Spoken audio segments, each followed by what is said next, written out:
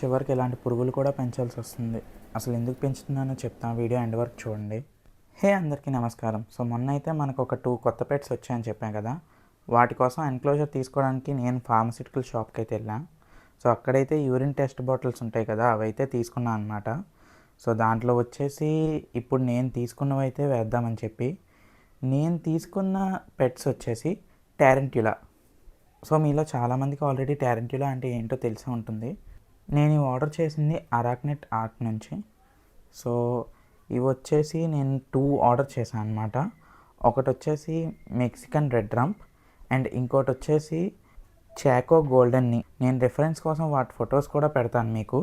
So మీకు ఆ photos చూస్తే తెలిసి ఉండాలి ఆబ్వియస్గా ఏది ఏంటి అని. అండ్ నేను ఆర్డర్ చేసింది వచ్చేసి స్లింగ్స్ అనమాట. చూసారు అది ఎంత ఫాస్ట్గా పరిగెడుతుందో. సో అన్ని స్లింగ్స్ అయితే యాక్టివ్గా ఉన్నాయి. సో వీటిని కొంచెం కోకోపీట్ ఒక డబ్బాలో వేసుకొని యాడ్ చేసి పెట్టాను అనమాట. సో చూడండి, ఇవైతే బాక్స్ ఓపెన్ చేస్తే ఎప్పుడెప్పుడు బయటకు వచ్చేద్దామా అని చూస్తున్నాయి.